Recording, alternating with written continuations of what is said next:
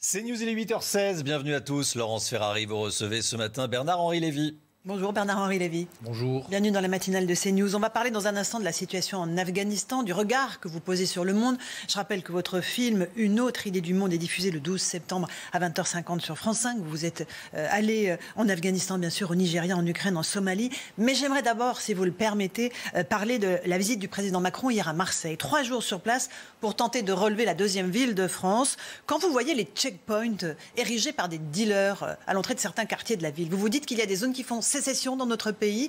Et qu'est-ce que vous dites à ceux qui comparent ces checkpoints à ceux qui sont en place à Kaboul aujourd'hui, faits par les talibans? Je crois qu'ils n'ont jamais vu un checkpoint de leur vie, ceux qui font cette comparaison-là.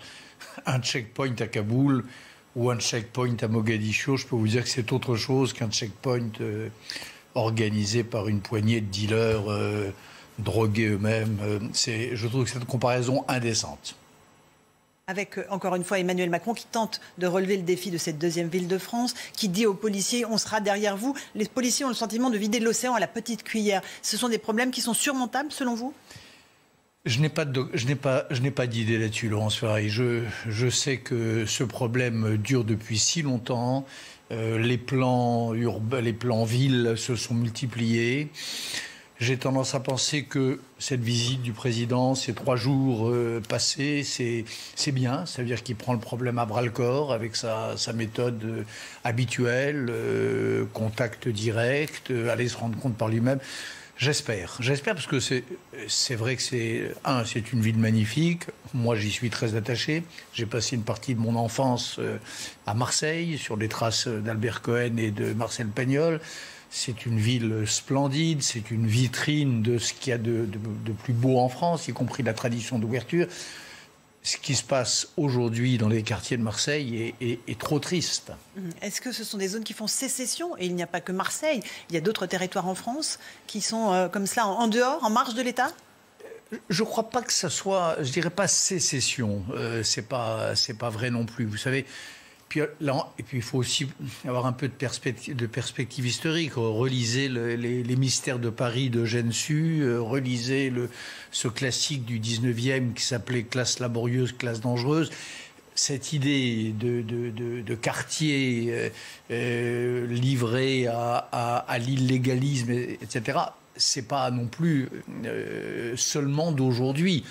Ça ne veut pas dire qu'il ne faille pas être implacable et ça ne veut pas dire qu'il ne faille pas empêcher absolument les salafistes, les imams radicaux de faire la loi. C'est ça le vrai problème. C'est qu'il y a aujourd'hui dans certaines banlieues, dans certains quartiers, non seulement des dealers, mais des idéologues fascisants qui prétendent faire la loi. Regardez le film Les Misérables il y a quelques mois. Ça, c'est inacceptable. L'islam rigoriste a gagné du terrain sur notre territoire. Est-ce qu'il peut changer le visage de la France, pays laïque, pays des caricatures et de la liberté d'expression? Non, parce que la tradition... vous savez, dans l'histoire des idées, il y a des idées fortes et des idées faibles. L'idée laïque est une idée forte. L'idée républicaine est une idée forte. L'idée démocratique est une idée forte. L'islam radical, contrairement à ce qu'on croit, c'est une idée faible qui n'est pas autant en expansion qu'on croit. Et donc elle perdra. Mais il faut être vis-à-vis d'elle d'une intransigeance absolue. Il ne faut rien céder. Comme fait d'ailleurs aujourd'hui la République. Il faut chasser les imams qui prêchent la guerre dans certaines mosquées. Il faut fermer les mosquées radicales. Voilà, il faut leur mener la vie dure. L'islam ne gagne pas de terrain et pourtant il en a gagné en Afghanistan. On va y revenir dans un instant. Il y a la question des réfugiés à Gand. On prend évidemment ceux qui nous ont aidés sur place, qui sont rapatriés sur le sol français, enfin, qui sont évacués sur le sol français. Parmi eux, il y a 5 individus qui ont été placés sous la surveillance étroite de la DGSI, non pas parce qu'on connaissait leurs antécédents, mais parce qu'ils ont été reconnus dans l'avion par un des passagers afghans qui dit « mais celui-là, il tenait un checkpoint à Kaboul il y a 2 jours ». Est-ce que nous ne sommes pas un peu naïfs? Le président Macron parlait de la différence entre l'humanité et de la naïveté. Je crois que on a été au contraire à la hauteur de notre devoir et de notre mission. Après, que s'infiltre dans un très grand nombre de gens que l'on sauve quelques brebis galeuses, c'est inévitable. Ça s'est passé au moment en Allemagne, quand Angela Merkel a eu ce geste historique d'accueillir des centaines de milliers de réfugiés syriens. Il s'est glissé à Cologne et ailleurs quelques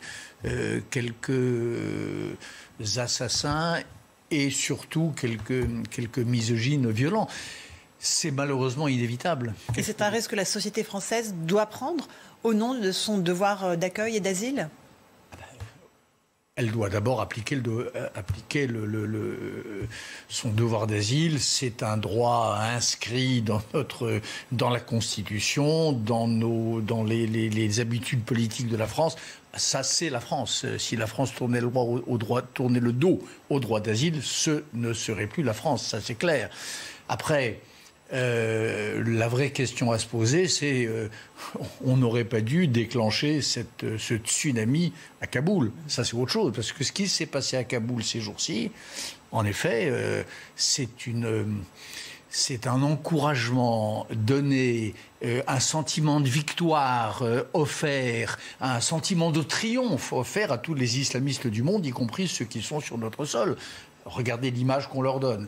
Ils avaient été écrasés à Mossoul, ils avaient été écrasés à Raqqa, ils avaient été battus en brèche par les combattants kurdes partout, et d'un seul coup, on leur livre sur un plateau une victoire, on leur permet de parader sur des pick-up et on leur permet de dire qu'ils ont vaincu la plus puissante armée du monde. Ça, bien sûr qu'après, il ne faut pas se plaindre si on perd des points dans cette guerre de longue durée contre les islamistes. Avec un risque terroriste à la clé, de résurgence des attentats sur nos sols. Avec les deux risques à la fois. Oui, il y a trois choses. Il y a cette fierté que l'on donne à des salopards. Ils se sentent représentés par les talibans. Il y a le fait qu'on donne, quoi qu'on nous dise, désormais l'Afghanistan est une base, comme elle l'était avant 2001, est une base pour des groupes djihadistes. J'attire votre attention sur un point qui est passé assez inaperçu dans la presse française il y a quelques jours.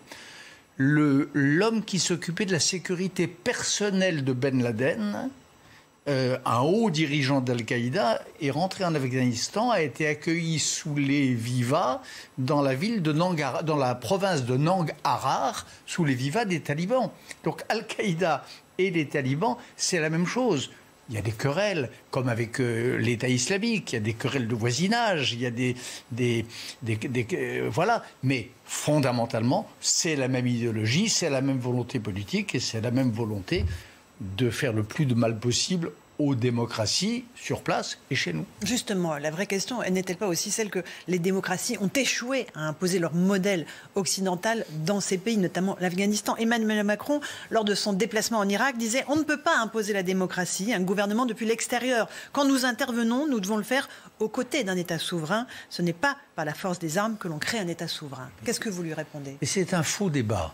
Personne n'a jamais prétendu, depuis 20 ans, 30 ans, 40 ans, depuis qu'on parle de responsabilité de protéger, de devoir d'ingérence, personne n'a jamais prétendu imposer la démocratie par la force des armes. Ça, c'est un fantasme de Jordan Bardella et de Jean-Luc Mélenchon. C'est leur idée, mais ça n'a jamais été celle d'aucun démocrate conséquent. Où a-t-on voulu imposer la démocratie par la force des armes? Alors, qu'est-ce qu'on faisait là-bas, sur place? Quand je dis on, c'est les alliés. Eh bien, on faisait notre boulot de grande puissance démocratique qui encourage, qui stabilise, qui disait aux femmes afghanes vous avez le droit de vous dévoiler, il y a un autre modèle de civilisation que la burqa et sa prison de tissu. C'est ça qu'on disait. C'était les quelques soldats américains, la force résiduelle qui était encore là. C'était pas des combattants. Ils étaient là comme une force de stabilisation. Et la politique internationale, ce bras de fer entre les démocrates et les totalitaires, mettons, ça marche beaucoup au symbole.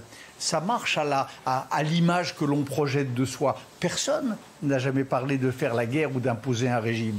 Vous en voulez aux Américains? Vous dites qu'ils ont trahi la confiance des Afghans, qu'ils ont vraiment provoqué le chaos à Kaboul? Laurence Ferrari, il se trouve que j'ai, je crois, parmi les dernières images filmées dans ce film-là que vous avez diffusé à Canal+, avant l'été, en exclusivité, qui va être maintenant sur France Télévisions. J'ai, je crois, parmi les dernières images de l'Afghanistan libre. De l'Afghanistan où les femmes avaient le droit de sortir, où les petites filles avaient le droit d'aller à l'école, où les talibans étaient cachés dans leurs montagnes. Ces dernières images-là, elles sont, ce qu'elles montrent est magnifique, ce qu'elles montrent est bouleversant. Et c'était pas l'impérialisme occidental qui imposait quoi que ce soit, c'était les femmes afghanes elles-mêmes qui pensaient juste que c'est un droit universel de ne pas se faire lapider à mort parce qu'on s'est mis du vernis à ongles. Aujourd'hui, oui, une page est en train de se tourner et une chape de plomb est en train de tomber sur ces femmes afghanes. Et j'en veux, oui, à ceux qui ont rendu cela possible, Monsieur Trump, Monsieur Biden et tous ceux qui les ont suivis. On vous a reproché d'avoir dit que les talibans, au fond, n'étaient pas des soldats aguerris, qu'ils étaient un peu pas des contrebandiers, mais pas loin. Ils se sont formés, ils ont changé, les talibans. Ce ne sont pas les mêmes qu'en 2001. Ils ont été dans certaines grandes écoles occidentales et ils ont eu des formations. D'abord, un grand nombre d'entre eux sont les mêmes. Hein. Le Mollah Haqqani, c'est le même. Moutaki, qui s'occupe des affaires étrangères, est le même. Un grand nombre d'entre eux sont les mêmes. Hein. C'est pas si vieux, il y a 20 ans. Idéologiquement, je pense qu'ils n'ont pas changé non plus d'un iota. Et concrètement, sur le terrain, lisez le rapport d'Amnesty International. Et les commentaires qu'en a fait Madame Agnès Calamard, il y a quelques jours, sur les exactions des talibans dans les dernières semaines. Pas il y a 22 ans, les dernières semaines. Il y a dans ce rapport d'Amnesty toutes les preuves qui attestent qu'ils n'ont pas changé. Mutilation, exécution sommaire, un caricaturiste que je connais un tout petit peu, dont on a cisaillé les muscles et qu'on a lynché à mort, un chanteur qui s'appelle And Arabi, il y a quelques jours, qui a été exécuté parce qu'il voulait continuer de faire de la musique et de chanter alors que la musique est interdite sous le taliban. Donc, c'est pas un débat théorique, c'est pas un débat d'éditorialiste, c'est un fait. Ils n'ont pas changé. L'idéologie est la même, les pratiques sont les mêmes. Et dans toutes les villes qu'ils ont conquises et dans tous les villages avant la prise de Kaboul, ils appliquaient les principes de la charia la plus radicale. Vous êtes toujours aux côtés du fils du commandant Massoud qui continue de résister dans le Panjshir. Est-ce que vous avez des nouvelles récentes? Est-ce qu'il continue de combattre les talibans? Il n'a pas pactisé avec eux, vous l'avez précisé il y a quelques jours. Et est-ce qu'il est aidé par les puissances occidentales, notamment en termes d'armement? Je suis en contact avec lui. Il n'a pas pactisé avec les talibans. Il a prononcé cette phrase que je trouve magnifique. Je suis le fils du commandant Ahmad Shah Massoud. Réédition n'est pas dans notre dictionnaire familial. Et je crois qu'il pense cela très profondément. Et il est à la tête de quelques milliers de combattants qui se battent avec beaucoup de bravoure. Et là encore, il se trouve que je les connais, je les ai filmés, ils sont aussi dans ce film. C'est une force étrange de vieux commandants qui datent de l'époque du commandant Massoud, de jeunes commandants qui sont ses contemporains à lui, dont certains... Voilà un, d'ailleurs, qui a fait des études dans des grandes écoles britanniques, pas les talibans, lui, Massoud. Et il y a là une force, en effet, magnifique, qui savent pourquoi ils se battent, qui ne vont pas détaler comme certains éléments de l'armée afghane. Mais pourquoi est-ce qu'ils ont détalé? Parce qu'ils ont été trahis par leur commandement, parce qu'ils ont été trahis par leurs alliés. C'est compliqué, l'histoire militaire. Vous savez, autrefois, il y avait un polémologue qui s'appelait Gaston Boutoul et qui expliquait comment, dans une armée, il y a le matériel, il y a les hommes, et puis il y a les alliances. Tout ça fait partie, s'incorpore dans la même réalité militaire. Quand vos alliés font défaut, et quand vos commandants sont démoralisés, le corps d'armée se démantèle. Panjshir, Là encore, je les connais pas mal. Ceux d'aujourd'hui, je les ai interrogés, je les ai filmés. Je pense qu'ils se conduiront bien, c'est-à-dire de manière vaillante, et qu'ils défendront leur pays. Michel Onfray, qui est l'invité de Pascal Praud dans quelques instants, vous a reproché d'avoir fait de la figure du commandant Massoud une espèce de figure un peu fantasmagorique. Il rappelle qu'il défendait l'islam, la charia, et que ce n'était pas un gentil garçon. Qu'est-ce que vous lui répondez à propos du commandant Massoud? Il défendait l'islam, oui. Commandant Massoud est musulman. Ça, c'est pas une nouvelle.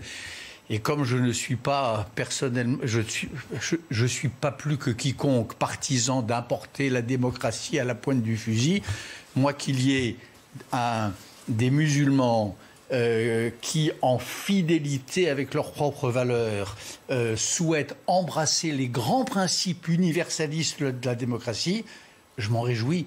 Et je pense qu'il faut les encourager. La question, c'est pas de savoir si le commandant Massoud était musulman. La question était de savoir si le commandant Massoud était partisan que les petites filles aillent à l'école. Et la réponse est oui. Après, gentil garçon, c'est pas comme ça. Vous savez, j'ai passé toute l'année dernière, l'année du Covid, à parcourir ces terrains de guerres oubliées, de guerres silencieuses, de zones de ténèbres. La question, c'est pas gentil garçon ou mauvais garçon.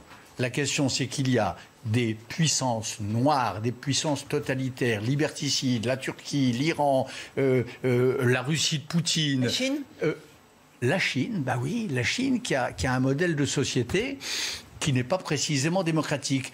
Donc, la seule question qui vaille aujourd'hui, c'est est-ce qu'on laisse ces puissances-là triompher? Est-ce qu'on accepte que le XXIe siècle serait écrit par elles?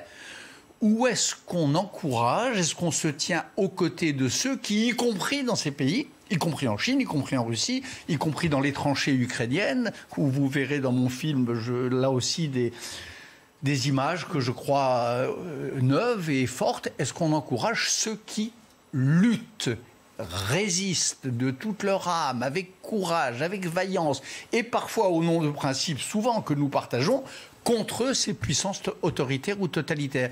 Moi, c'est ça qui m'intéresse. Merci beaucoup Bernard-Henri Lévy d'être venu ce matin, d'avoir réservé votre parole à la matinale de CNews. Merci à vous Romain Desarmes pour la suite.